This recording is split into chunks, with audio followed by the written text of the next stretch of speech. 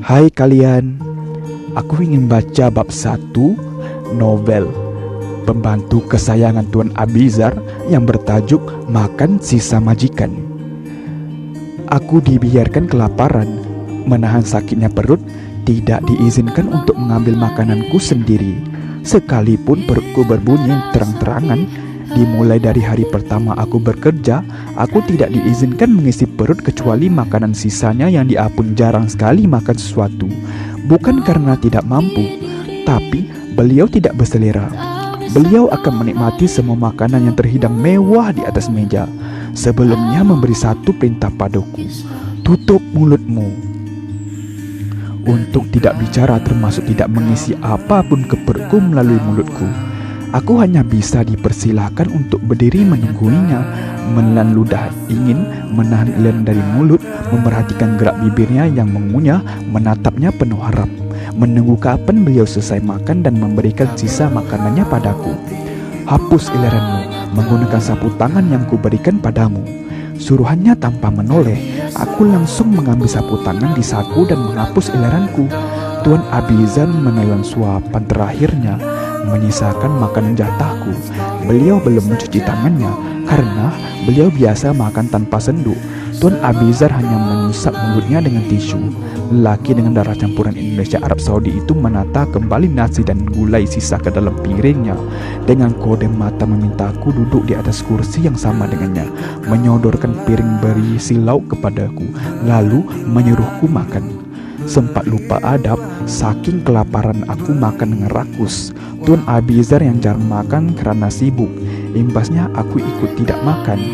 Sudah 2 hari ini aku hanya minum air, mengikuti Tuan Abizar yang tidak makan apapun selain air putih.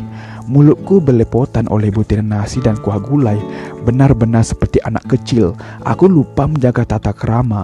Entah sekering apa Tuan Abizar saat melihatku. Mungkin Tuan Abizar memakluminya. Beliau tengah memerhatikanku yang begitu lahap memakan makanan sisanya dengan pandangan dalam yang tak bisa kuartikan. Aku nyaris berseru protes saat Tuan Abizar yang duduk di sebelahku merebut piringku. Dia menambahkan nasi dan lauk lain yang tersisa di atas meja ke piringku. Tangannya yang belum dicuci meraup butiran nasi. Ini caraku berbagi kehidupan denganmu. Tuan Abizar menyuapiku, aku menelan suapannya. Beliau kembali menyuapiku dengan tangan besarnya. Bibirku gemetar saat meraih jemarinya untuk menerima kembali suapannya. Saat memandang wajah kerasnya yang menatapku dingin, aku meneteskan air mata. Kali ini dengan antusias menerima setiap suapan dari beliau. Aku mengunyah cepat, tidak sabar menanti suapannya yang selanjutnya. Tidak peduli umurku sudah 23 tahun, tapi beginilah cara Tuan Abizar berbagi kehidupan denganku. Prak! Erangan terdengar keras disusuli oleh bunyi hentaman sebuah benda. Bisa ku tebak kekacauan apa lagi yang ada di atas tempat beliau bekerja dan berdiam diri.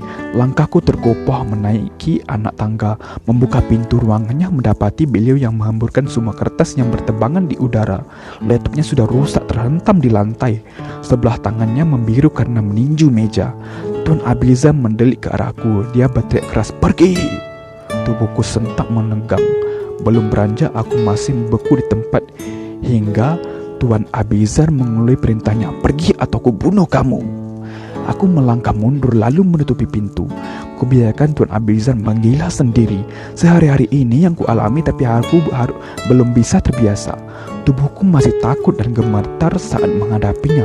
3 tahun aku bekerja di rumahnya, tapi tak ada perubahan. Sikapnya masih sama dan ketakutanku tak pernah berkurang. Yang berubah hanyalah jumlah mantan istrinya yang selalu dia ceraikan setelah semalam pernikahan tanpa alasan jelas. Langkahku lunglai saat berjalan di lorong, melewati salah satu kamar yang ditempati mantan istri Tuan Abizar yang tengah menjalani masa iddah 3 bulan. Mawar, wanita itu keluar dari kamarnya dan memanggil namaku. Nyonya Ulfa. Sebenarnya dia sangat cantik dan dengan suara halus. Entah kenapa setelah pernikahan Tuan Abizar malah menolaknya seperti istrinya yang sebelumnya yang tak pernah ada bertahan lebih dari sehari. Aku menoleh dengan hormat menjawab, "Ada apa, Nyonya? Sebenarnya di rumah sebesar ini hanya aku pembantu yang bekerja di rumah ini. Semuanya aku yang mengurus dan menangani, melayani, bersih-membersih, masak, mencuci, dan semacamnya. Sekalipun gajiku cukup besar, tapi ku akui saja sebenarnya aku tidak mampu. Tapi seakan tidak peka, Tuan Abiza tidak merekrut pembantu lain untuk membantuku melayani sehari-hari. Bisakah bukan aku minuman, tenggorokanku haus. Baru saja hendak mengangguk, Tuan Abiza melengking memanggil namaku lagi. Terdengar seperti mengamuk. Mawar! Mawar! Bukan hanya aku yang ketakutan oleh sikap kasarnya seperti itu. Nyonya Ulfa sama halnya termasuk istri Tuan Abiza yang talaknya dahulu. Terpaksa mengabaikan permintaan Nyonya Ulfa yang berarti dia harus meminumnya sendiri. Aku tergopoh menuju ruangan Tuan Abizar. Saat ku buka pintu ruangannya, suara dinginnya langsung menusuk pendengaran. Bersihkan semua ini cepat! Turunnya lalu berlalu pergi setelah dia keluar dari ruangannya yang sudah berantakan. Segera ku pungut setiap kertas kusut yang bertaburan di sekitar lantai. Sepiang latutnya yang hancur berantakan ku bersihkan dan mengelap tumpahan kopi panas di atas meja. Genap 3 kali suci, akhirnya Nyonya Ulfa menyelesaikan masa idahnya. Hari ini dia akan keluar dari rumah majikanku seutuhnya lepas dari status istri sah Tuan Abizar, karena sejak awal menilainya tak ada tanda-tanda dari Tuan Abizar kalau beliau ingin merujuknya. Sekalipun Nyonya Ulfa sudah berusaha keras agar Tuan Abizar berubah pikiran dan merujuknya. Sebelum aku pergi, apakah kamu ingin mendengar sedikit cerita dariku, Mawar?